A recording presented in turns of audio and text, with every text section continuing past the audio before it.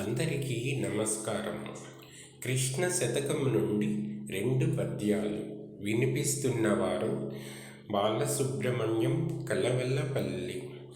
అక్రూర వరద మాధవ చక్రాయుధ ఖడ్గపాణి శౌరి ముకుంద శక్రాది దివిజ సన్నుత శుక్రార్చిత నన్ను కరుణ చూడుము కృష్ణ, నన్ను కరుణ చూడుము కృష్ణ.